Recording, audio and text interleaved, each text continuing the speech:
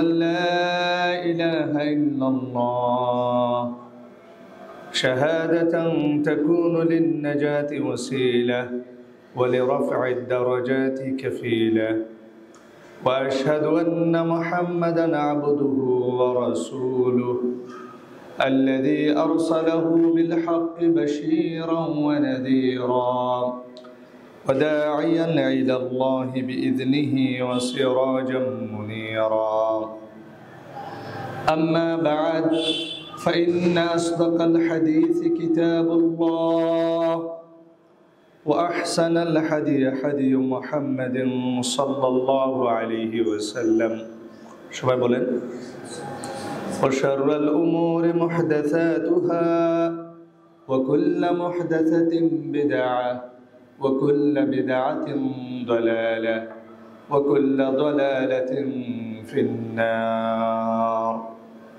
فقال الله سبحانه وتعالى في كلامه المجيد وفرقانه الحميد أعوذ بالله من الشيطان الرجيم يا أيها الذين آمنوا اتقوا الله حق تقاته ولا تموتن إلا وأنتم مسلمون وقال الله سبحانه وتعالى في آية أخرى يا أيها الناس اتقوا ربكم الذي خلقكم من نفس واحدة وخلق منها زوجها وبث منهما رجالا كثيرا ونساء واتقوا الله الذي تساءلون به والأرحام إن الله كان عليكم رقيبا وقال الله سبحانه وتعالى في آية أخرى يا أيها الذين آمنوا اتقوا الله وقولوا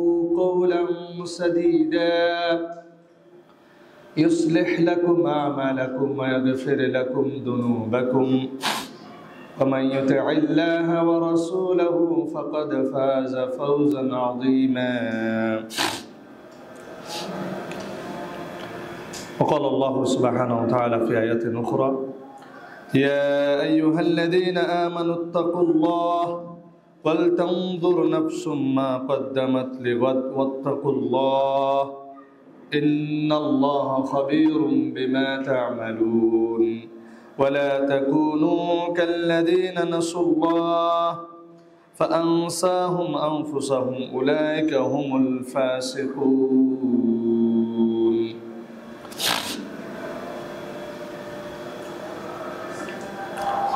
قال عمر بن الخطاب رضي الله تعالى عنه حاسبوا أنفسكم قبل أن تحاسبوا وزنوا أنفسكم قبل أن توزنوا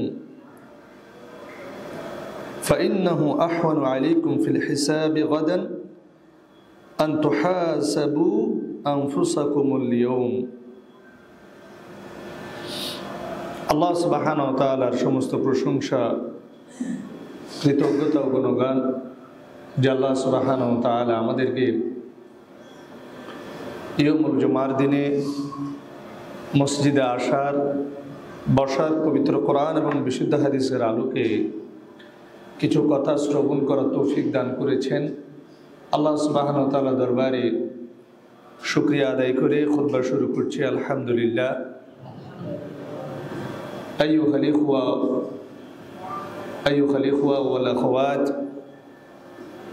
اليوم أخطب أمامكم محاسبة النفس مستعينا بالله وهو ولي التوفيق সম্মানিত মুসাল্লি কিরাম দিনী ভাই বোনেরা আজকে আমার খুতবার বিষয় মুহাসাবাতুন নফস আত্মসমালোচনা আত্মার হিসাব গ্রহণ করা এই বিষয় নিয়ে আমি আলোচনা পেশ করার চেষ্টা করব মুস্তাঈনান বিল্লাহ ওয়া হুয়া ওয়ালিয়ুত তৌফিক আল্লাহ সুবহানাহু ওয়া তাআলা মানুষকে আশরাফুল মখলুকাত হিসেবে সৃষ্টি করেছেন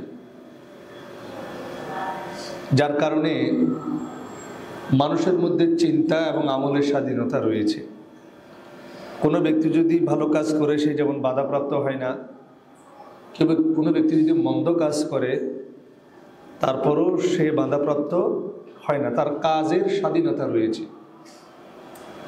যার কারণে মানুষের যে নফস, আমরা যেটাকে রূহ বলি বা আত্মা বলি, সেটা সাধারণত 3 ধরনের হয়ে থাকে, যেটা কোরআন এবং বিশুদ্ধ হাদিসে আমরা পাই। একটা হচ্ছে নফসে আম্মারা,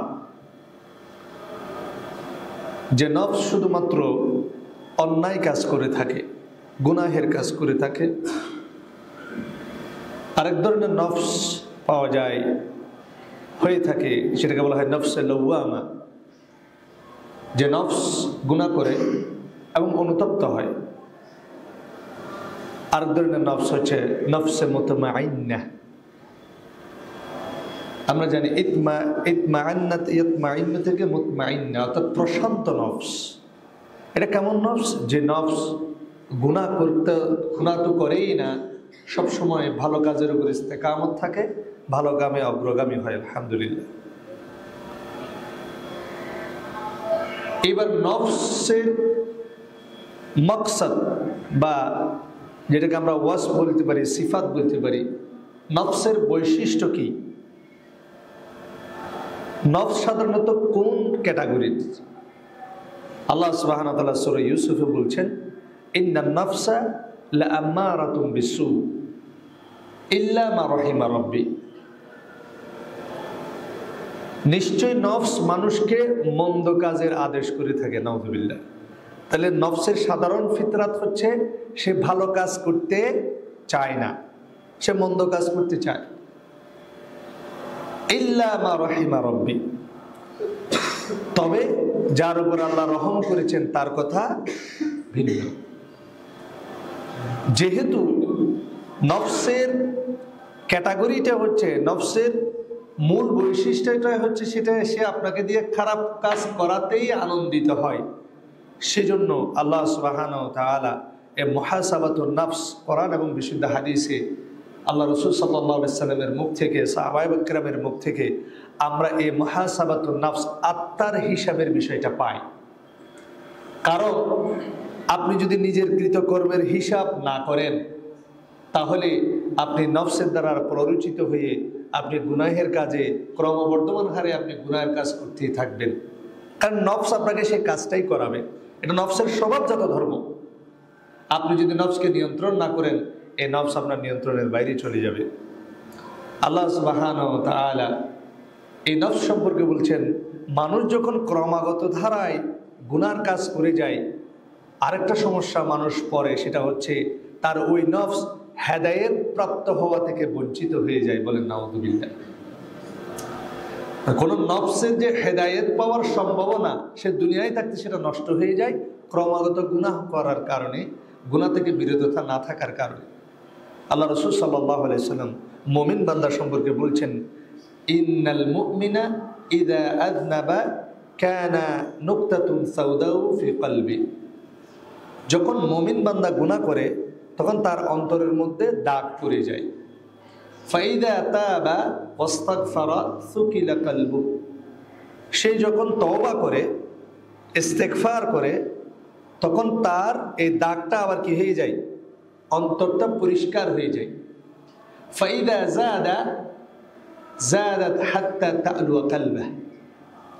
আর সে যখন গুনাহটা ক্রমাগতই করতে থাকে, তাহলে অন্তর এমনভাবে নষ্ট হয়ে যায়, এমনভাবে দাগ পড়ে যায়, এই অন্তর আর কখনো হেদায়েত পাওয়ার সম্ভাবনা থাকে। ওয়াযালিকা রানুল্লাযী যাকারাল্লাহু ফিল কুরআন। এটা হচ্ছে সেই রান, মরিচিকা, যেটা আল্লাহ সূরা মুতাফফিফিনের 83 নম্বর সূরা 14 নম্বর আয়াত আল্লাহ বলছেন, কাল্লা বাল রান আলা কুলুবিহিম মা কানু ইয়াকসিবুন। এটা হচ্ছে সেই মরিচিকা যেটা তাদের অন্তরের মধ্যে পড়েছে, বিমা কানু ইয়াকসিবুন, এটা তাদের হাতের কামাই। তারা অন্যায় কাজ করতে করতে করতে তাদের অন্তর মরিচিকা পড়ে গেছে, এদের হেদায়েত প্রাপ্ত হওয়ার সম্ভাবনা আর নাই। এজন্য মুহাসাবাতুন নফস খুব গুরুত্বপূর্ণ একটা বিষয়। যদিও আমাদের ক্ষেত্রে আমরা মানে আমরা করি মুহাসাবাতু গায়রি, আমরা নিজের নফসের হিসাব না নিয়ে আরেকজনের হিসাব নিই। আমরা আরেকজনের হিসাবের ক্ষেত্রে পটু। কিয়ামতের ময়দানে আমাকে আরেকজন ব্যক্তির আমলনামা সম্পর্কে জিজ্ঞাসা করা হবে। আমাদের সমস্ত মানুষের চিন্তাধারা হচ্ছে আরেকজনকে নিয়ে। এটা দিনদার ব্যক্তিদের কথা বলছি। সমালোচনা মানে আমাদের ক্রিটিসিজমটা একটা আর্টের পর্যায়ে চলে গেছে এখন। কে কত বেশি, আবার এটা ব্যক্তিদের নামও আছে ক্রিটিক্স, সমালোচক। সমালোচক করাটা এখন অনেকের পেশা। আবার এগুলো অনেকে আবার টাকা দিয়ে ভাড়া করে নিয়ে যায় দেখবেন সমালোচনা করার জন্য। গঠনমূলক সমালোচনা হলে সেটা ঠিক আছে, কিন্তু ইবাদত আমলের ক্ষেত্রে, ব্যক্তি ক্ষেত্রে আত্মসমালোচনাটাকে ইসলাম প্রমোট করেছে এবং পরনিন্দাকে চুগলখড়ি হিসেবে, গীবত হিসেবে, অপবাদ হিসেবে সাব্যস্ত করেছে। কিয়ামতের ময়দানে আপনার যতটুকু প্রশ্ন করা হবে সমস্ত প্রশ্ন আপনার অন্য ব্যক্তিকে নিয়ে না নিজেকে নিয়ে। এই জন্য আল্লাহ সুবহানাহু ওয়া তাআলা সূরা আনামের 105 নম্বর আয়াতে বলছেন, ইয়া আইয়ুহাল্লাযীনা আমানু আলাইকুম আনফুসাকুম, যারা ঈমানদার রয়েছে তারা নিজের হিসাব নিজে নাও, নিজের অবস্থা যাচাই বাছাই করো। কারণ এ দুনিয়ার জিন্দগিটা হচ্ছে ছোট। দুনিয়ার জিন্দগিতে আপনি যে আমল করবেন এটার বিনিময়ে কিন্তু আপনাকে আখিরাতে দেয়া হবে। আল্লাহ সুবহানাহু ওয়া তাআলা আমাদেরকে আত্মসমালোচনার গুরুত্বটা বোঝার তৌফিক দান করুক, আমিন। আবিদানি করতে মুহাসাবাতুন নাফস, এটার অর্থ হচ্ছে আত্মার হিসাব গ্রহণ করা। পারিভাষিক করতে শরীয়তের যে অর্থ সেটা হচ্ছে আত্মসমালোচনা বলতে বোঝায় কনসিয়াস মাইন্ডে, সচেতনভাবে জেনে শুনে কোনো কাজ সম্পূর্ণ করা বা পরিত্যাগ করা। কোন কাজ আমি করব, কোন কাজ আমি বর্জন করব, এই বিষয়ে সচেতনভাবে সিদ্ধান্ত গ্রহণ করার নাম হচ্ছে মুহাসাবাতুন নাফস। কোন বিষয়ে সিদ্ধান্ত গ্রহণ করব? যেই বিষয়ে, যেই কাজ করলে আমার আল্লাহ খুশি হবে, যেই কাজ করলে আল্লাহ খুশি হবে সেই কাজ গ্রহণ করার সিদ্ধান্ত গ্রহণ করা। যেই কাজ করলে আল্লাহ অসন্তুষ্ট হবে সেই কাজ করা থেকে বিরত থাকার নাম হচ্ছে মুহাসাবাতুন নাফস। আরেকটা বিষয় ইমাম ইবনুল কাইয়িম রাহিমাহুল্লাহ বলেছেন, ভালো কাজ করার সাথে সাথে এই ভালো কাজ যথাযথভাবে করা হচ্ছে কিনা সেটার দিকে নজর রাখার নামও হচ্ছে মুহাসাবাতুন নাফস। আমরা সাদাকা করি, সাদাকাটা কি যথাযথভাবে আদায় হচ্ছে? আমরা সালাত আদায় করি, সালাত আদায় কি যথাযথভাবে হচ্ছে? আমরা ফরজ সালাত আদায় করেছি, আমরা প্রতিদিন 5 ওয়াক্ত সালাত বাদে জামাতে ফরজ সালাত করি, তাহলে আমার সুন্নত সালাতের প্রতি কি আমার আগ্রহ রয়েছে? সুন্নত সালাতও আমি আদায় করি। আমার কি তাহাজ্জুদ পড়া হয়, সালাতুদ দুহা পড়া হয়, ইশরাকের সালাত আদায় করা হয়? আমি সিয়াম, ফরজ সিয়াম রেখেছি, তাহলে আমি কি আইয়ামুল বীজের সিয়ামগুলো রাখছি? আইয়ামুল বীজের সিয়াম আমি রাখছি, তাহলে সোমবার এবং বৃহস্পতিবারের সিয়াম কি আমি রাখছি? এইটাকে বলা হয় মুহাসাবাতুন নাফস। আমি যে আমলটা করছি এটা পারফেক্টলি হচ্ছে কিনা সেদিকে লক্ষ্য রাখা। ইমাম ইবনুল কাইয়িম রাহিমাহুল্লাহ এই বিষয়টাও বলেছেন। অথচ আমাদের বেশিরভাগের ক্ষেত্রে আমরা আমল করি, কিন্তু আমলের হিসাবটা, আমলের গুরুত্বটা, আহামিয়াটা আমাদের কাছে ইম্পর্টেন্ট না। আমরা কখনোই চিন্তা করি না সালাতের মধ্যে আমি ফজরের সালাত আদায় করলাম, ফজরের সালাতের মধ্যে আমি খুশুর সহিত আমি সালাত আদায় করতে পারলাম না, আমার মধ্যে খুশু পাইনি, আমি খুদু আমি পাইনি। দুইটা শব্দ এখানে আল্লাহ সুবহানাহু ওয়া তাআলা বলেছেন, একটা খুশু, একটা খুদু। একটা হচ্ছে বাহ্যিক নম্রতা, সালাতের মধ্যে একটা কি বাহ্যিক নম্রতা, আরটা হচ্ছে ভিতরের নম্রতা। একটা হচ্ছে বাহ্যিক সিনসিয়ারিটি, যে আমি মসজিদের মধ্যে আছি, এখন আমি ইমামের পিছনে আছি, এটা হচ্ছে আপনার বাহ্যিক, আপনার বাহ্যিক স্বরূপ। ভিতরগতভাবে আপনি ইমামের পিছনে আছেন কিনা, আল্লাহর সামনে আছেন কিনা। কারণ অনেক সময় আমাদের জিসিম, বাদান, শরীর আল্লাহর সামনে দণ্ডায়মান থাকলেও মন অন্যদিকে, কনসেন্ট্রেশনটা আমাদের নেই। সালাতের যে পারফেক্ট যে হকটা সেটা আমরা বেশিরভাগই আদায় করতে পারি না। তাহলে এই খুদু খুশুটা আনার জন্য আমার হচ্ছে কিনা এই বিষয়ে মুহাসাবা করা। আমি সালাতের হেফাজত করতে পারছি কিনা, এটা মুহাসাবা করা। আমি লজ্জাস্থানের হেফাজত করতে পারছি কিনা, এটা মুহাসাবা করা। আমি চরিত্রের হেফাজত করতে পারছি কিনা, এটা মুহাসাবা করা। আমি জবানের হেফাজত করতে পারছি না কিনা, এটা মুহাসাবা করা। আমি রিজিকের হক আদায় করতে পারছি কিনা, এটা মুহাসাবা করা। এটাকে বলা হয় মুহাসাবাতুন নফস। প্রত্যেকটা আমল করছি ঠিক আছে, এটা পারফেক্টলি হচ্ছে কিনা সেটার দিকে লক্ষ্য রাখা। ইমাম ইবনে কাইয়িম রাহিমাহুল্লাহ বলেছেন আল ফাওয়ায়েদের মধ্যে, এটার নাম হচ্ছে মুহাসাবাতুন নফস। এই কাজ যে ব্যক্তি করতে পারবে, সে ব্যক্তি দুনিয়া এবং আখিরাতে সফল কাম হতে পারবে। আত্মসমালোচনার গুরুত্ব আল্লাহ সুবহানাহু ওয়া তাআলা কোরআনের মধ্যে ইরশাদ করেছেন সূরা হাশরের 18 নম্বর আয়াতে, যেটা আমি খুতবা শুরুতে আপনাদের সামনে পেশ করেছি। আল্লাহ সুবহানাহু ওয়া তাআলা বলছেন, ইয়া আইয়ুহাল্লাযীনা আমানুত্তাকুল্লাহ, হে ঈমানদারগণ তোমরা আল্লাহকে ভয় করো। ওয়াল তানজুর নাফসুম মা কদ্দামাত লিগাদ ওয়াত্তাকুল্লাহ। দুইবার আল্লাহ সুবহানাহু ওয়া তাআলাকে আল্লাহ ভয় করতে বলেছেন এই আয়াতে। এবং প্রত্যেক শখস, প্রত্যেক নফস, এখানে ব্যক্তির কথা বলা হয়নি। ওয়াল তানজুর নাফসুম মা কদ্দামাত লিগাদ, প্রত্যেক মানুষের নিজের নফসের হিসাব নেওয়া উচিত। সে যে আগামীকাল আখিরাতে চলে যাবে, কবরে চলে যাবে, সেটার জন্য সে অ্যাডভান্স কি আমল করেছে আজকের দিনে তার সেটা হিসাব করে রাখা উচিত। সুবহানাল্লাহ। তাহলে মুহাসাবা আল্লাহ নিজে করতে বলেছেন। আপনি প্রত্যেক রাতে মারা যাওয়ার আগে হিসাব করবেন, আজকে যদি আমি মারা যাই তাহলে আমায় কি জান্নাতি হব না জাহান্নামী হব, ক্যালকুলেশন করেন।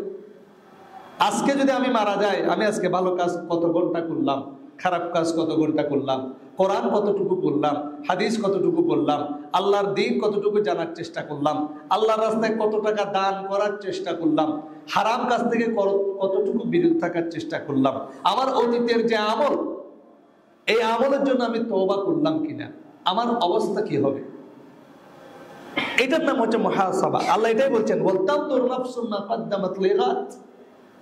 কিয়ামতের জন্য তার অন্তর কতটুকু প্রিপেয়ার্ড, সে কতটুকু অলরেডি ইন অ্যাডভান্স পাঠিয়েছে, সেই বিষয়ে তার এখন থেকে হিসাব নেওয়া উচিত।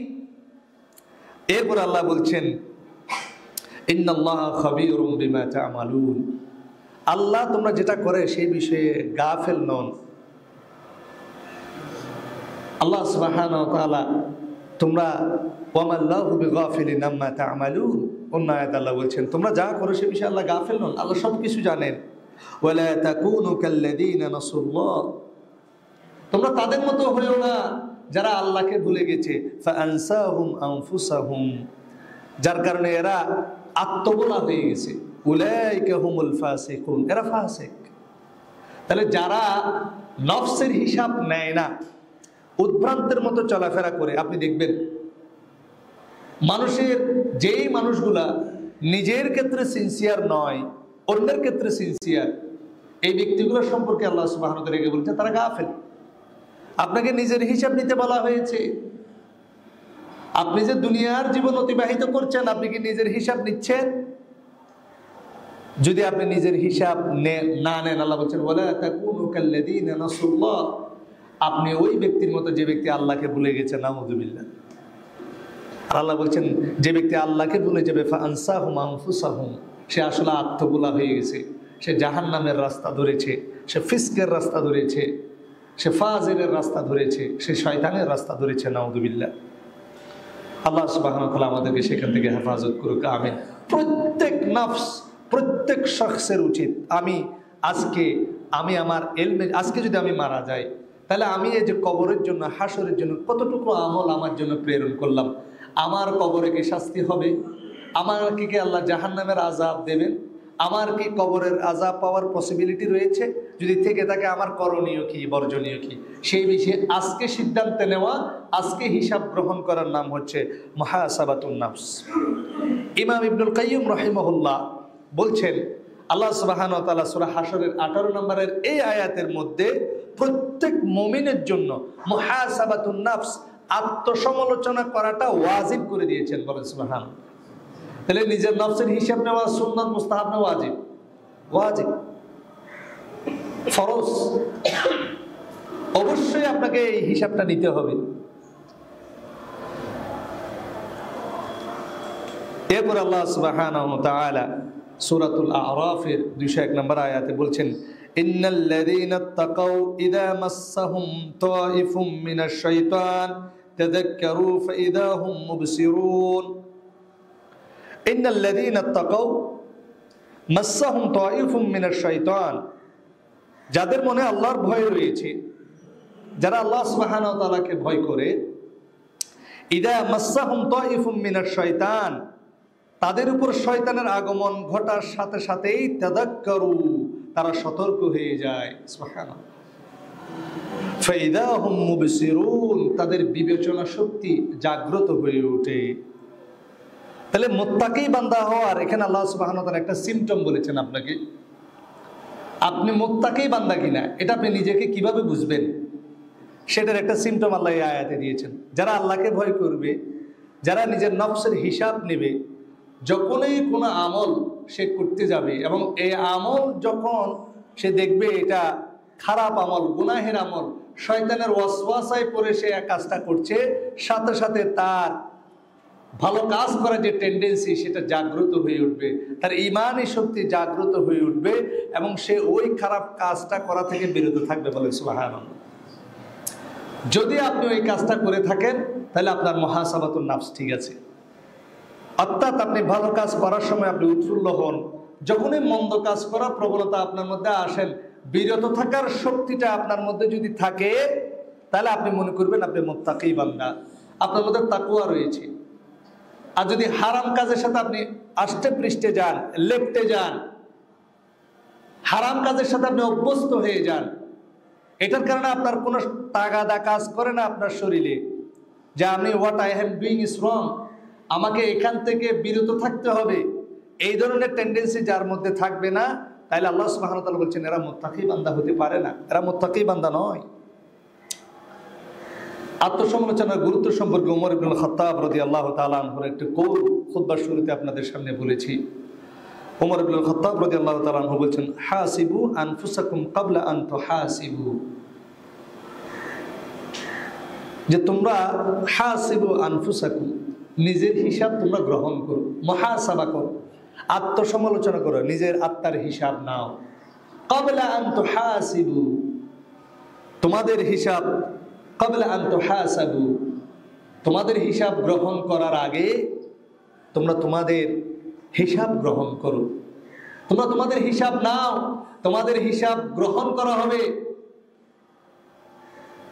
প্রত্যেক জুমার মধ্যে সূরা গাশিয়ার 2 নম্বর আয়াত, শেষ 2 আয়াত পড়ার পর আমরা সবাই দোয়া করি, কিন্তু সমস্যাটা হচ্ছে মুহাসাবাতুন নফস আমাদের কাছে অনুপস্থিত। এটা নিয়ে মুরাজা আমাদের মধ্যে নাই, তাফাক্কুর আমাদের মধ্যে নাই। সূরা গাশিয়ার শেষ 2 আয়াত কি? ইন্না ইলাইনা ইয়াবাহুম, নিশ্চয় আমি আল্লাহর কাছে এরা সবাই ফিরে আসবে। সুম্মা ইন্না আলাইনা হিসাবাহুম, এবং আমি আল্লাহর কাছে তাদেরকে প্রত্যেক কৃতকর্মের হিসাব দেয়া লাগবে। এরপর আপনি কি দোয়া করেন? আল্লাহুম্মা হাসিবনি হিসাবাই ইয়াসীরা, আল্লাহ আপনি আমার হিসাব আপনি কি করে দেন? সহজ করে দেন। এটা মুহাসাবাতুন নফসের একটা অংশ। আপনি যে আল্লাহর কাছে দোয়া করলেন, এই দোয়া থেকে মসজিদের মিম্বর, মসজিদের গণ্ডি পের হয়ে গিয়ে আপনার মসজিদের বাইরে চলে গেলে মুহাসাবাতুন নফস কি আর থাকে? আপনি কি কখনো মনে করেছেন আপনার আঙ্গুলের নড়াচড়া, চোখের নড়াচড়া, হাত পায়ের নড়াচড়া, শরীরের মুভমেন্ট হতে শুরু করে চিন্তা শক্তি, প্রত্যেকটা বিষয়ে হিসাব গ্রহণ করা হয়?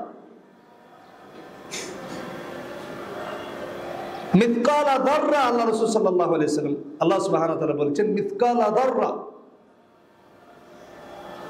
ফামান ইয়ামাল মিথকালা যাররাতিন খায়রান ইয়ারাহ, মিথকালা যাররা পরিমাণ যে ব্যক্তি খায়রের কাজ করবে, ফামান ইয়ামাল, যে আমল করবে, ইয়ারাহ, সেদিন সে সেটা তার চোখের সামনে দেখবে।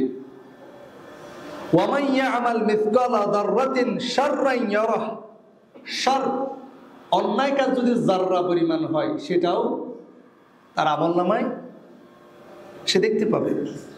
আল্লাহ রাসূল সাল্লাল্লাহু আলাইহি ওয়াসাল্লাম বলছেন, আস-সালাওয়াতুল খামস আল জুমআতু ইলাল জুমআ আও রমাদান ওয়া ইলা রমাদান, যে ব্যক্তি 5 ওয়াক্তের সালাত আদায় করবে, জুমা থেকে জুমা, এই জুমা থেকে আরেক জুমা যে আদায় করবে, রমাদান টু রমাদান যারা সিয়াম আদায় করবে, তাকাফফারা মা বাইনাহুন্না, আল্লাহ সুবহানাহু ওয়া তাআলা এই সময়ের ভিতরে তারা যা গুনাহ করেছে সেটা ক্ষমা করে দিবেন। ইদা ইজতানাবাল কাবাইর, যদি সে কবিরা গুনাহ থেকে বিরত থাকে। তাহলে আল্লাহ কোন গুনাহগুলো মাফ করবে? আপনার সগীরা গুনাহগুলো, কবিরা গুনাহগুলো আল্লাহ ক্ষমা করবেন না। আপনি যে সালাত আদায়ের মাধ্যমে আপনার আমলনামা থেকে যেটা ঝরে যাবে, উযু করার মাধ্যমে যে আমলনামাটা ঝরে, আপনার যে গুনাহগুলো ঝরে যাওয়ার কথা কোরআন হাদিসে বলা হয়েছে, এগুলো সাইয়্যিআ, এগুলো যুনুব নয়। সাইয়্যিআ কোরআনে সালাফরা বলেছেন সাইয়্যিআ ওই গুনাহগুলোর ক্ষেত্রে বলা হয় যে এগুলো হচ্ছে সগীরা গুনাহ, আর যুনুব যামব ওই গুনাহের ক্ষেত্রে আল্লাহ সুবহানাহু ওয়া তাআলা মেনশন করেছেন যেটা কবিরা গুনাহ।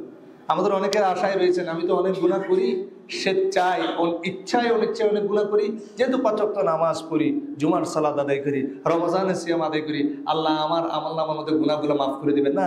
ইদা ইজতানাবাল কাবাইর, আত্মসমালোচনা করা ওয়াজিব, আরেকজনের সমালোচনা করা ছোট গুনাহ না কবিরা গুনাহ? কবিরা গুনাহ। আমাদের মধ্যে এই টেন্ডেন্সিটা যদি ব্রট আপ হয়ে, আমরা যদি এভাবে ব্রট আপ হয়ে বেড়ে উঠি, তাহলে কখনো আল্লাহ সুবহানাহু ওয়া তাআলার কাছে নিষ্কৃতি পাওয়ার সম্ভাবনা আমাদের নাই।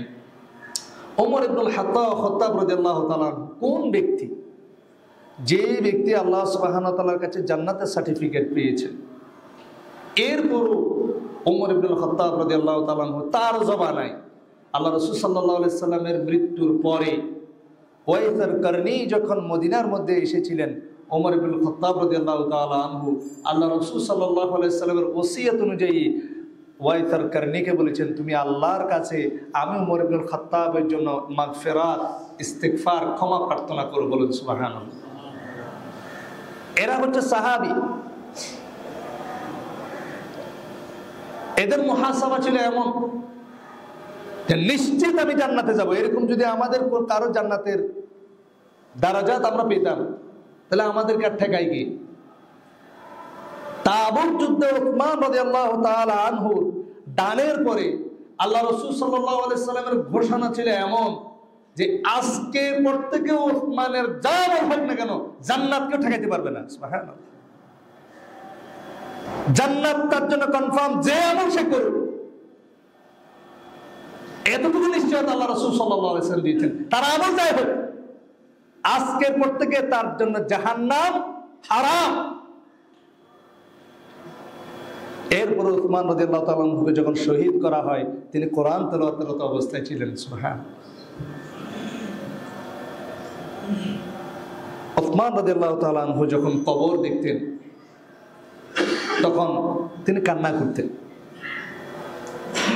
এটা হচ্ছে মুহাসাবার কারণে তাদের অন্তরগুলো হচ্ছে নফসে মুতমাইন্না, আল্লাহর জন্য বিনীত থাকে।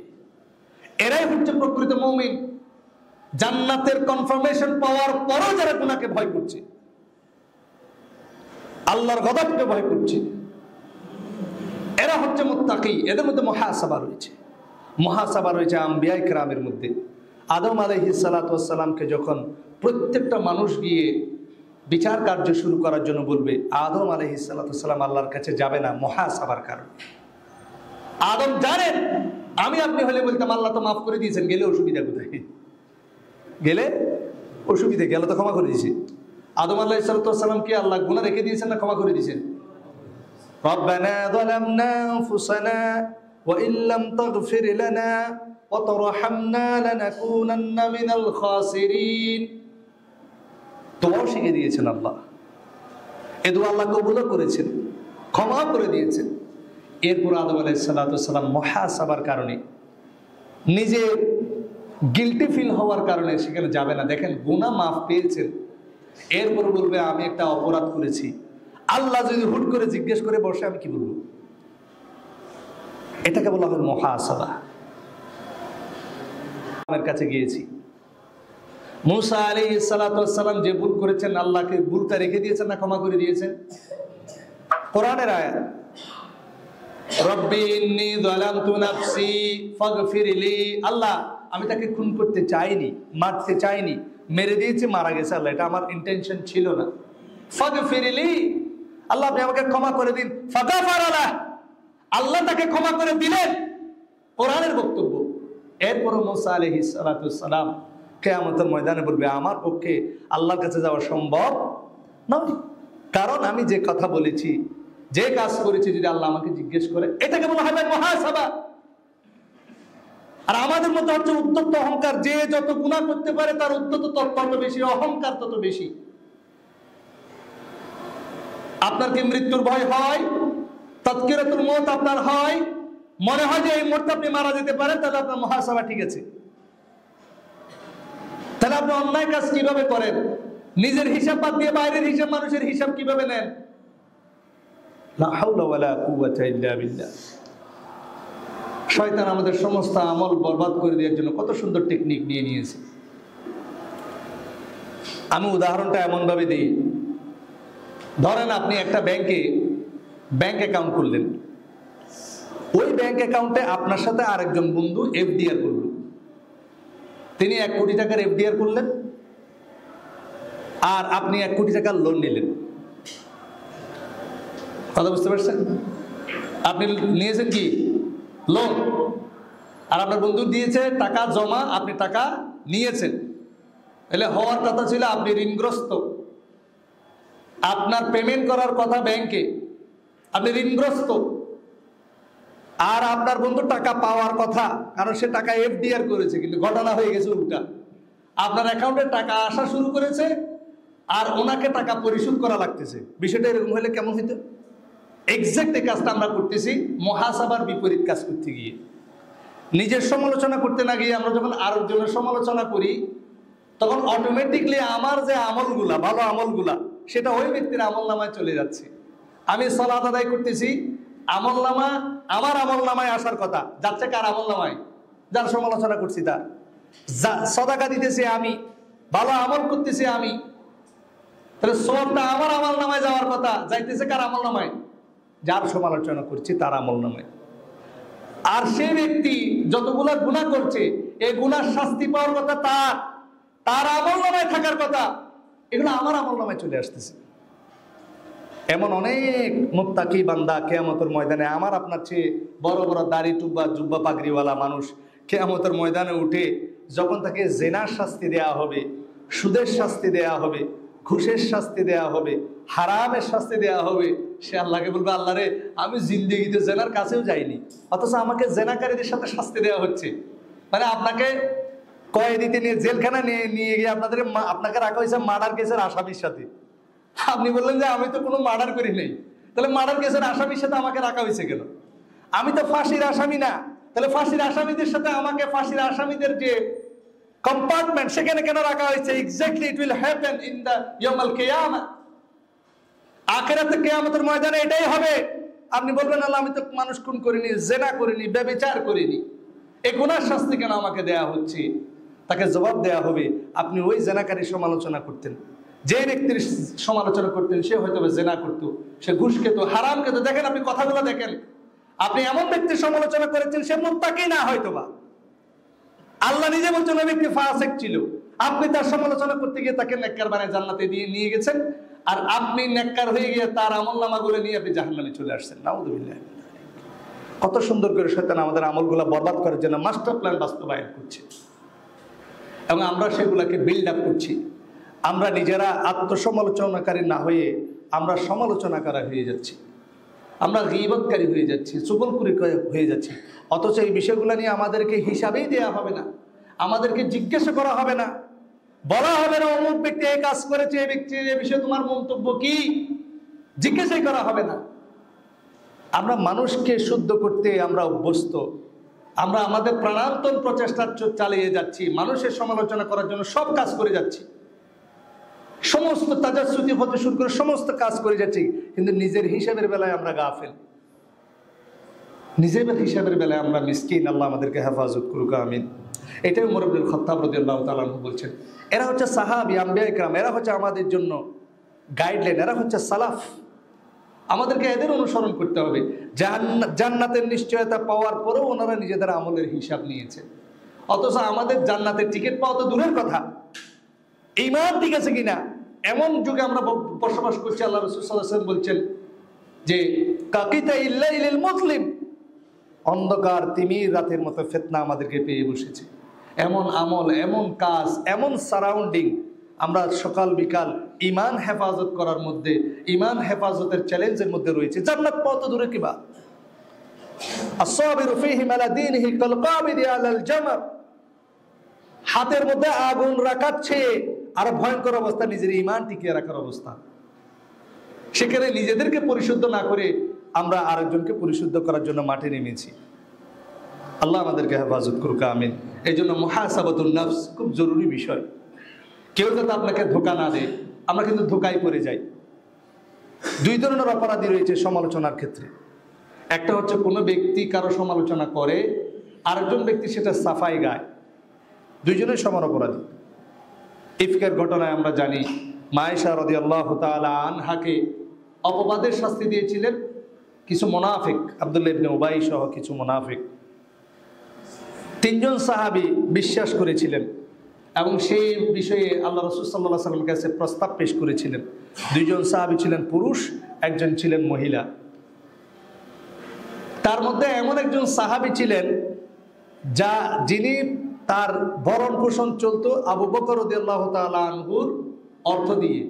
আবু বকর রাদিয়াল্লাহু তাআলা আনহু ওই ব্যক্তিকে অর্থ দিয়ে তার জীবন যাপন চালাতেন, তাকে সাদাকা করতেন, তার ভরণ পোষণ দিতেন। আর ওই ব্যক্তি আবু বকর রাদিয়াল্লাহু তাআলা আনহুর মেয়ের সমালোচনা করতে দ্বিধাবোধ করেনি। সাহাবী। আমাদের দুনিয়ার ক্ষেত্রে এই জিনিসটা দেখবেন, আপনি যার এহসান করেছেন সে আপনার ক্ষতি করবে। সাহাবীদের ক্ষেত্রে ঘটনা ঘটেছে। আবু বকর রাদিয়াল্লাহু দুঃখ করে বলেছিলেন যে আমি তোমাকে সাহায্য করি, তুমি আমার মেয়ের নামে অপবাদ দিলা, তোমার সাহায্য আমি বন্ধ করে দেব। তখন আল্লাহ রাসূল সাল্লাল্লাহু আলাইহি ওয়াসাল্লাম বলেছিলেন, না আবু বকর, এটা করতে যেও না, সে অন্যায় করেছে, কিন্তু তুমি তোমার দানের কাজ কেন বন্ধ রাখবে? এটা হচ্ছে মুসলমানদের আদর্শ। এই দুইজন সাহাবী এবং একজন মহিলা সাহাবী এই ঘটনাকে বিশ্বাস করেছেন। তাদের আই উইটনেস নাই, তারা দেখে নাই, তারা শুনেছে, দে হ্যাভ হার্ড, তারা শুনেছে এই ঘটনা হয়েছে। তিনটা কাজ করার পরেও আল্লাহ সুবহানাহু ওয়া তাআলা তাদেরকে ক্ষমা করেননি। এক নাম্বার হচ্ছে আল্লাহ রাসূল সাল্লাল্লাহু আলাইহি সাল্লাম এই তিনজনকে বলেছেন তোমাদের উপরে অপবাদের শাস্তি প্রয়োগ করা হবে।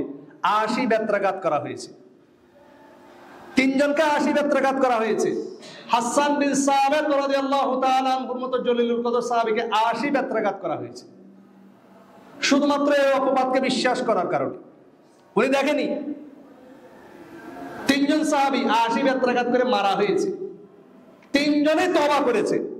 এরপর আল্লাহ এদের তওবা কবুল না করে হাসান বিন সাবিতের চোখ অন্ধ করে দিয়েছেন, নাউযুবিল্লাহ। এত ভয়ঙ্কর ঘটনা। সেজন্য আমি অনুরোধ করব, আত্মসমালোচনাকারী হন না, যেটা সাহাবায়ে কেরাম রাসূলুল্লাহ সাল্লাল্লাহু আলাইহি ওয়াসাল্লাম আমাদেরকে শিখিয়েছেন। আরেকজনের ফয়সালা আল্লাহর উপর অর্পণ করুন। কেউ যদি সমালোচনাতে আপনাকে ইনভলভ করতে চায়, আপনি সেখান থেকে বিরত থাকবেন। কারণ যে ব্যক্তি সমালোচনা করবে, যে না জেনে সমালোচকের সহযোগিতা করবে, সবাই সমান অপরাধী হবে। আসমানি গজব মুসলিম উম্মার উপর আল্লাহ বন্ধ করে দিয়েছেন, কিন্তু ওই ব্যক্তির জন্য খোলা রেখেছেন যে ব্যক্তি গীবতকারী, অপবাদকারী। তার উপরে সরাসরি আল্লাহ সুবহানাহু ওয়া তাআলা আযাব এখনো নাযিল করতে পারেন। এজন্য আল্লাহ সুবহানাহু ওয়া তাআলা আমাদেরকে আত্মসমালোচনাটাকে প্রমোট করা এবং সমালোচনা থেকে বিরত থাকার তৌফিক দান করুক, আমিন। ওমর ইবনুল খাত্তাব বলছেন, ওয়াজিনু আনফুসাকুম ক্বাবলা আন তুজিনু, তোমরা কবরে যাওয়ার আগে কবরকে তোমরা মুনাওয়ার করে নাও, কবরকে আলোকিত করে নাও। কবরে যাওয়ার আগে কবর যাতে তোমার জন্য প্রিপারেট নিয়ে নেন। আমরা কবরের বাসীর জন্য দোয়া করি জানাজার সালাতের মধ্যে, আল্লাহুম্মা গফির লাহু ওয়ারহামহু ওয়া আফিহি ওয়া আফু আনহু ওয়া আকরিম নুজুলাহ ওয়া ওয়াসি' মুদখালাহ। তার কবরকে আল্লাহ প্রশস্ত করে দিন। ওমর ইবনুল খাত্তাব এই কথাই বলছেন, কবরে যাওয়ার আগে কবর যাতে আপনার জন্য প্রিপেয়ার্ড থাকে, কবর যাতে আপনাকে চাপ না দেয়, কবরের আযাবের সম্মুখীন যাতে আপনি না হন। মুহাসাবা যদি করতে পারেন, কবর আপনার জন্য আলোকিত হয়ে প্রস্তুত থাকবে ইনশাআল্লাহ, সুবহানাল্লাহ। এরপর ওমর ইবনুল খাত্তাব রাদিয়াল্লাহু তাআলা আনহু বলছেন, ফাইন্নাহু আহওয়ানু আলাইকুম ফিল হিসাবি গাদান আন তুহাসাবু আনফুসাকুমুল ইয়াউম। যেই ব্যক্তি তার ভবিষ্যৎ সম্পর্কে, ভবিষ্যতের হিসাব যে ব্যক্তি নিয়ে নেবে তার জন্য কিয়ামতের হিসাব তার জন্য সহজ হয়ে যাবে। সুবহানাল্লাহ। অর্থাৎ যে ব্যক্তি নিজের হিসাব নিজে গ্রহণ করতে পারবে ভবিষ্যতের উদ্দেশ্য কামনা করে, তার জন্য কিয়ামতের হিসাব সহজ হয়ে যাবে। একই কথা হাসান বসরি রাহিমাহুল্লাহ বলেছেন, আল মুমিনু কাওয়ামুন আলা নাফসিহি ইউহাসিবু নাফসাহু লিল্লাহ। মুমিন ব্যক্তি সে আত্মার পরিচালক হিসেবে আল্লাহ সুবহানাহু ওয়া তাআলার সন্তুষ্টির জন্য আত্মসমালোচনা করে। আত্মসমালোচনা করতে হবে। ওয়া ইন্নামা খাফফাল হিসাবু ইয়াওমাল কিয়ামাতি আলা কওমি হাসিবু আনফুসাহুম ফিদ দুনিয়া। ওই ব্যক্তির আখিরাতের হিসাব সহজ হবে যে ব্যক্তি তার হিসাব নিজের নিজে দুনিয়ায় নিয়েছে। সুবহানাল্লাহ। ইমাম শাফিঈ রাহিমাহুল্লাহ বলেছেন, আকালুন নাসি মান তারাকা দুনিয়া ক্বাবলা আন তুতরাকা। ওই ব্যক্তি হচ্ছে জ্ঞানী যে ব্যক্তি দুনিয়া থেকে চলে যাওয়ার আগে দুনিয়াকেই সে ছেড়ে দেয়। সুবহানাল্লাহ। যেটাকে আমরা বলি জাহেদ। দুনিয়া তাকে ছেড়ে দেওয়ার আগে সেই দুনিয়াকে ছেড়ে দেয়, সে ব্যক্তি হচ্ছে আকালুন নাস, বুদ্ধিসম্পন্ন ব্যক্তি, জ্ঞানী ব্যক্তি। যে ব্যক্তি জাহেদ হবে, দুনিয়া তাকে ছেড়ে যাওয়ার আগে, মৃত্যুবরণ করার আগে সে দুনিয়াকে ছেড়ে দেবে। ওয়া আনারা কবরাহু ক্বাবলা আন ইউসকিনা। একই কথা বলেছেন যে তার কবরকে মুনাওয়ার করবে, আলোকিত করবে, সেখানে সে বসবাস করতে যাওয়ার আগেই, কবরে যাওয়ার আগে কবর আপনার জন্য প্রিপারেশন থাকবে। ওয়া হাসাবা নাফসাহু ক্বাবলা আন তুহাসাবা। এবং তার হিসাব আল্লাহ নেয়ার আগে সে নিজের হিসাব নিজে রেখে দেয়। ওই ব্যক্তি হচ্ছে আকালুন নাস, সবচেয়ে জ্ঞানী ব্যক্তি।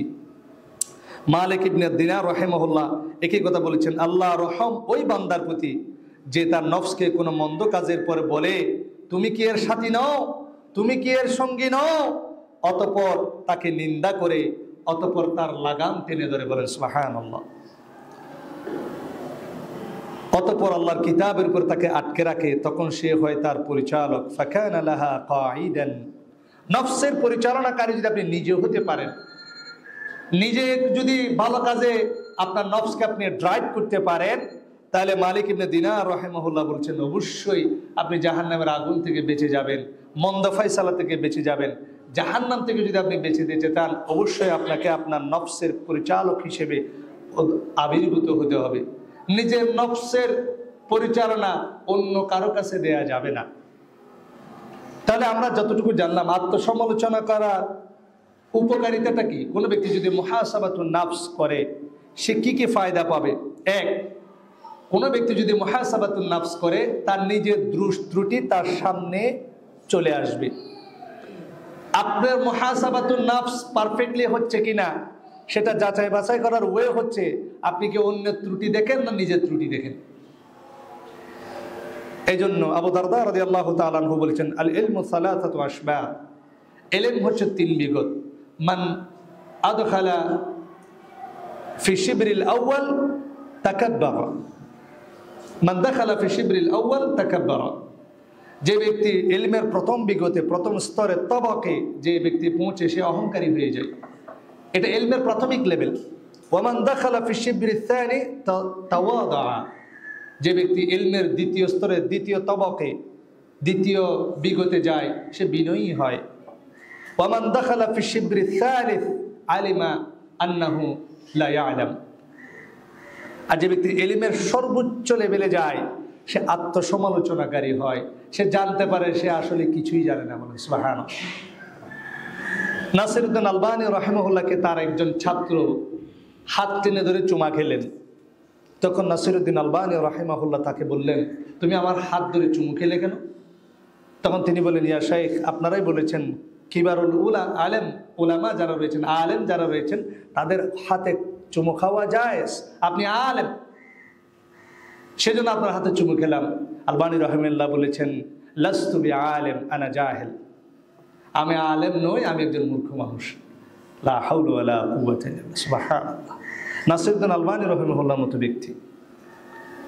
একজন ব্যক্তি যখন আলবানী রহিমাহুল্লাহকে বক্তব্যের জন্য তাকে ডাকছিলেন, আল ইয়াউম ইয়াখতুবু আমামাকুম ফদিলাতুল শেখ আল্লামা, আমরা বলি না এখন আপনাদের সামনে বক্তব্য রাখবেন হযরতুল্লাহ আল্লামা জনাবে মাওলানা, খতিবে বাঙ্গাল, খতিবে ফতেঙ্গা, খতিবে পাকিস্তান। খুশিতে গদগদ করে আমাদের মানুষ, নামের আগে পিছে মজিয়া দাবা শায়েখ, মানে নামটাই ভুলে যায় মানুষ। আলবানী রহিমাহুল্লাহকে শুধুমাত্র আল্লামা বলে সম্বোধন করেছিলেন। আলবানী রহিমাহুল্লাহ বক্তব্য শুরু করার আগেই আল্লাহ রাসূল সাল্লাল্লাহু আলাইহি ওয়াসাল্লাম হাদিস শুনিয়ে দিলেন, আল্লাহুম্মা লা তুআখিযনি বিমা ইয়াকুলুন ওয়া আগফির লি মা লা ইয়ালামুন। আল্লাহ, তারা যা আমাকে আল্লামা বলল সেজন্য তুমি আমাকে ফাকরা করিও না, আমি আল্লামা নই।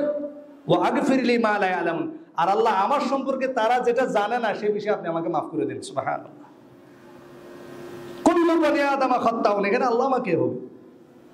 এগুলো হচ্ছে আলেমদের, এরা হচ্ছে আলেমদের লক্ষণ, সিফা। একজন তালেব ইলমকে বলা হয়েছিল মসজিদে নববীর ফ্রন্ট লাইনে, সামনের কাতারে শেখ আব্দুল আজিজ বিন বাস রাহিমাহুল্লাহ বসা ছিলেন। তাকে বলা হলো, তুমি বিন বাস রাহিমাহুল্লাহকে আইডেন্টিফাই করো, তুমি বিন বাসকে চিনে ফিনে দেখি। তিনি প্রথম কাতারে বসে আছেন। সে প্রথমে গিয়ে দেখলো বিন বাস যেহেতু বড় আলেম, তাহলে তিনি একটু মোটাসোটা হবেন, দেখতে সুন্দর হবেন, চেহারা নুরানি হবে, 6 ফিট লম্বা হবে, গোতরা থাকবে, দেখতে একদম আল্লাহর ওলির মতো লাগবে। তখন তিনি বললেন, এই লোক কি নুরানি চেহারা, বলে লা। এরপরে দেখলো যে প্রত্যেক মানুষকে সে যতগুলো দেখিয়েছেন, বিন বাসকে যারা আপনার চেহারা দেখেছেন, এত বড় আলেম মনে হয় আপনার? এত বড় আলেম, আপনি তো মনে করেন আমি ভালো কাজ করি, আমি ইলমের কাজ করি, দ্বীনের পথে থাকি, আমার মধ্যে কিছু ছোটখাটো মুসিবতের জন্য আমরা কত পেরেশান হয়ে যাই, নামাজ কালাম করি, এত কিছু করি, এরপর আমার বিপদে ছাড়ে না। বিন বাস রাহিমাহুল্লাহ মারা গিয়েছিলেন গলার ক্যান্সারে। শেখ সালেহ আল উসাইমিন রাহিমাহুল্লাহ মারা গিয়েছিলেন ক্যান্সারে। সুবহানাল্লাহ। এই জন্য আল্লাহ রাসূল সাল্লাল্লাহু আলাইহি ওয়াসাল্লাম বলছেন, আল্লাহর একটা নিয়ামত হচ্ছে রোগ। লাইসা বিফাকিহ মান লাম ইয়াউদ্দাল বালাআ নি'মা ওয়া ইয়াউদ্দুল বালাআ নি'মা। এরা বলাকে মুসিবতকে নিয়ামত হিসেবে নিয়েছেন, এজন্য এরা আলেম, এজন্য এরা আল্লামা। সুবহানাল্লাহ। ইমাম বুখারী রাহিমাহুল্লাহ চোখ অন্ধ ছিল, পরে আল্লাহর হুকুমে তার চোখকে আল্লাহ সুবহানাহু দৃষ্টিশক্তি ফেরত দিয়েছিলেন। সুবহানাল্লাহ। তিনি ইলমের খেদমতের জন্য বিয়ে করতে পারেননি, অথচ বিয়ে করার শরীয়তের অর্ধেক তিনি জানতেন। মারা গিয়েছিলেন সফরের অবস্থায়, মুসাফির অবস্থায়। সুবহানাল্লাহ। এরা হচ্ছেন আলেম, কারণ এরা কখনো প্রেজেন্টেশনের জন্য আমাদের সামনে উপস্থিত হননি। বিন বাস রাহিমাহুল্লাহকে মনে চিনতে পারছে না তার মানে বডির অ্যাপিয়ারেন্সের কারণে। এখন তো একজন মাদানী আলেম হলে আবায়া গোত্র মানে চিকচিকানির জন্য টিকা যায় না, বাঁশের চেয়ে কিনছি লম্বা, এরকম আলেমরা ছিলেন এরকম জাহেদ। নিজের দুষ্টুতির সামনে প্রকাশ পাবে যদি মুহাসাবাতুন নাফস করেন। আমি এই জন্যই বললাম, এত বড় বড় আলেম, ওনারা নিজেদেরকে আলেম হিসেবে তারা বলতেন ওয়া নাহনু তুলাইলিবুল ইলম তুলাইমিতুল ইলম, আমরা হচ্ছি তালিবুন সগীর, আলেম তো নই, ইলমের ছাত্র তো নই, ইলমের ছোট ছাত্র, খুব নগণ্য ছাত্র। সুবহানাল্লাহ। আমরা দাওরায়ে হাদিস পাশ করলে তো আর টিকা যায় না। এটা হচ্ছে মুহাসাবাতুন নাফসের উপকারিতা। আপনার নিজের সামনে আপনার দুষ্টুটি প্রকাশ হয়ে যাবে, ভালো কাজের দিকে আপনি আকৃষ্ট হবেন, মন্দ কাজ থেকে আপনি নিজেকে বিরত রাখতে পারবেন, এবং আত্মসমালোচনা করার মাধ্যমে আপনি দ্বীনের একেবারে ইস্তেকামত আপনি অর্জন করতে পারবেন। এর মাধ্যমে আপনি মুখলিস বান্দাদের অন্তর্ভুক্ত হতে পারবেন। আত্মসমালোচনার মাধ্যমে আপনি আল্লাহ সুবহানাহু ওয়া তাআলার হক সম্পর্কে জানতে পারবেন। আল্লাহ সুবহানাহু ওয়া তাআলা আপনাকে কি নিয়ামত দিয়েছেন, যেটা এই জন্যই বললাম। আমরা অল্প নিয়ামত যখন থেকে বঞ্চিত যখন হই, তখন আমরা আল্লাহর প্রতি অকৃতজ্ঞ হয়ে যাই। ইন্নাল ইনসানা লিরাব্বিহি লাকানুত ওয়া ইন্নাহু আলা যালিকা লাশাহিদ। মানুষ অকৃতজ্ঞ আল্লাহর প্রতি। অথচ যারা আলেম, যারা আত্মসমালোচনা করে, তারা কখনো আল্লাহ সুবহানাহু ওয়া তাআলার নাশুকর বান্দা হয় না। একজন অন্ধ ব্যক্তিকে জিজ্ঞেস করা হলো যে তুমি অন্ধ, এরপর কি তুমি আল্লাহর শুকরিয়া আদায় করবে?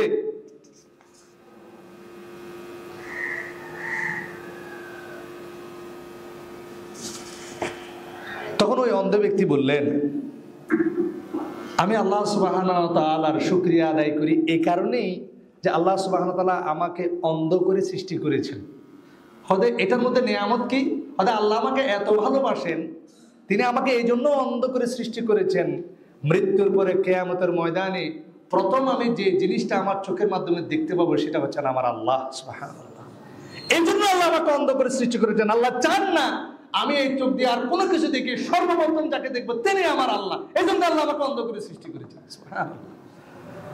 অথচ সামান্য যদি আমরা দুনিয়ার কিছু ভোগবিলাস থেকে বঞ্চিত হয়ে যাই, আমরা আল্লাহর প্রতি নাফরমান হয়ে যাই, ঈমান থেকে বের হয়ে যাই, অসন্তুষ্ট হয়ে যাই নিজের প্রতি। আমরা কি এটাকে কি বলি, আমরা বিলাপ করি।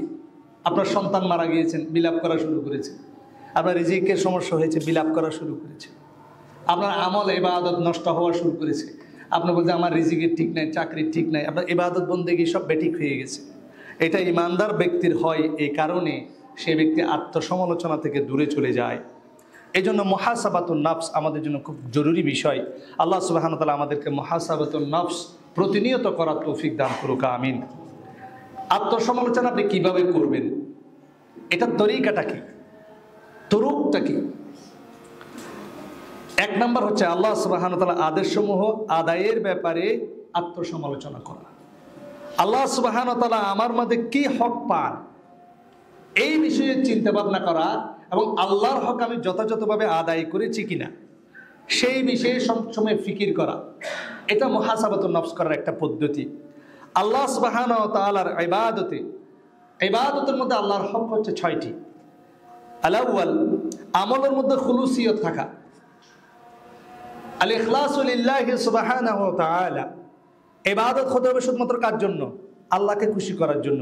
মসজিদে দান করবেন, মাদ্রাসা দান করবেন, মসজিদ মাদ্রাসায় খেদমত করবেন, সংগঠনের মাধ্যমে দাওয়াতি কাজ করবেন, ফাউন্ডেশনের মাধ্যমে দাওয়াতি কাজ করবেন, কোরআন সুন্নাত দাওয়াত পৌঁছে দেওয়ার চেষ্টা করবেন। সমস্ত কিছুর মকসদ থাকবে, উদ্দেশ্য থাকবে আল ইখলাসু লিল্লাহি সুবহানাহু ওয়া তাআলা, আল্লাহর সন্তুষ্টি।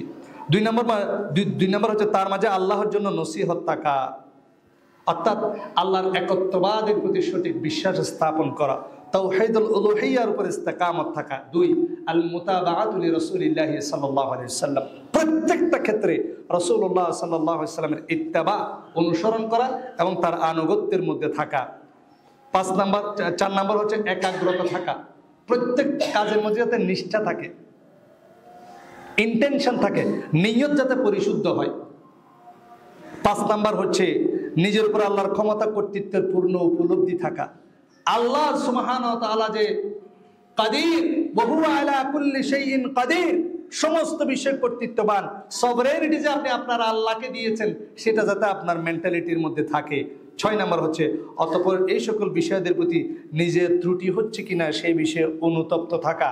এই 6টা হক আদায় করার পরেও অন্তরের মধ্যে ভয় রাখা, আমি কি যথাযথভাবে আমার হক আদায় করতে পারলাম? 2 নাম্বার পদ্ধতি হচ্ছে অপ্রয়োজনীয় কাজ পরিত্যাগ করা। যে কাজ আপনি মনে করেন বৈধ, হালাল, কিন্তু সমাজের মধ্যে ফিতনা তৈরি হবে, ওই কাজ থেকে বিরত থাকা। একটা উদাহরণ দিলে বুঝবেন। আপনি বিবাহ করেছেন, সুন্দরভাবে আপনার জীবন পরিচালিত হচ্ছে, আর কেন জানে আপনার মনে হলো আপনি মহিলার দায়িত্ব নিতে চাচ্ছেন, আপনি দ্বিতীয় বিবাহ করতে চাচ্ছেন। এটা হালাল না হারাম বলেন? জায়েজ না? আপনার ঘুমাই গেছেন? জায়েজ না জায়েজ? দ্বিতীয় বিবাহ করা, তৃতীয় বিবাহ করা, চতুর্থ বিবাহ করা।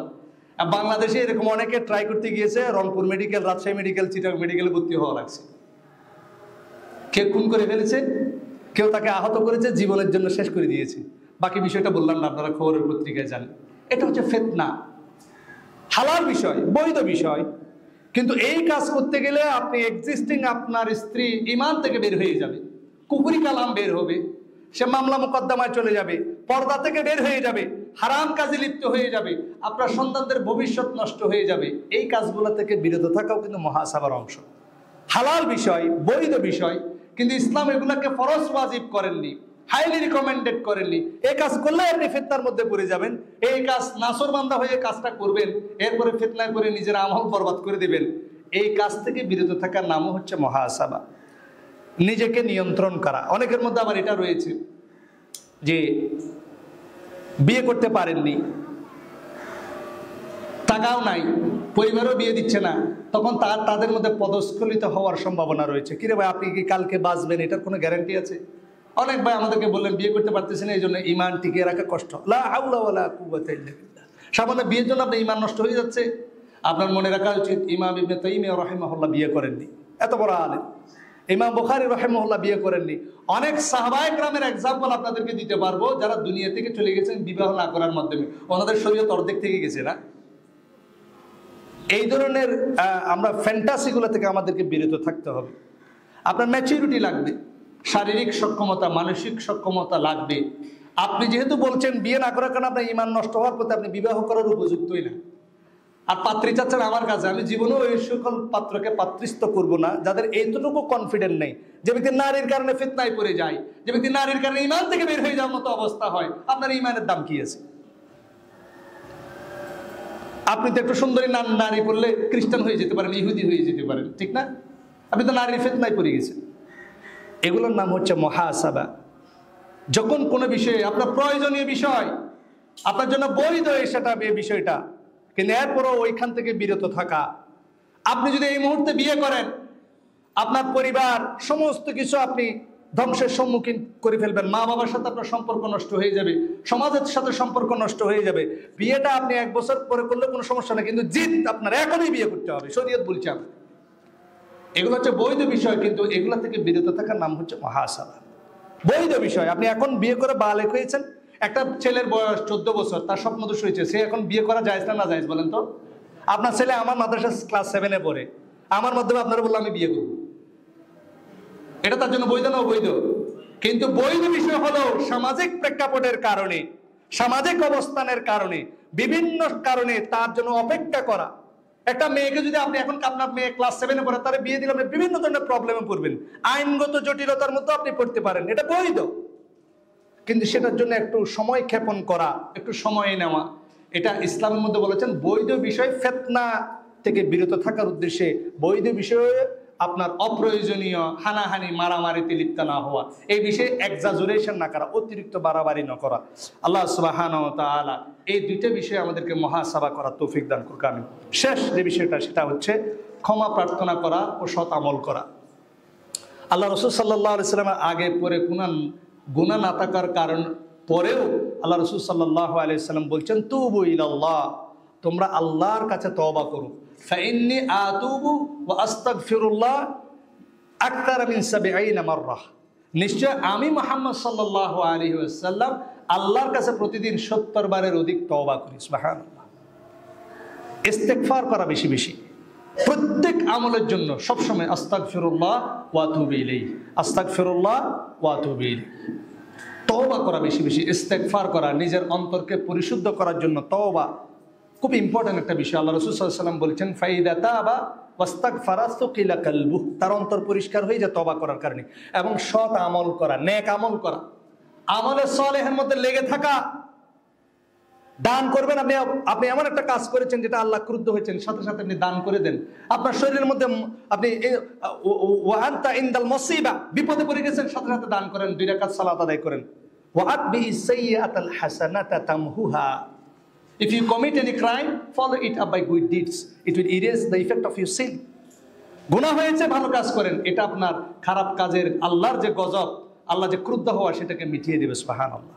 ওয়া ইযা আসাতা ফাআহসিন, আল্লাহ রাসূল সাল্লাল্লাহু আলাইহি সাল্লাম বলেছেন যে তুমি যখনই কোনো গুনাহ হয়ে যাবে, সাথে সাথে একটা কি করবে? ভালো কাজ করবে।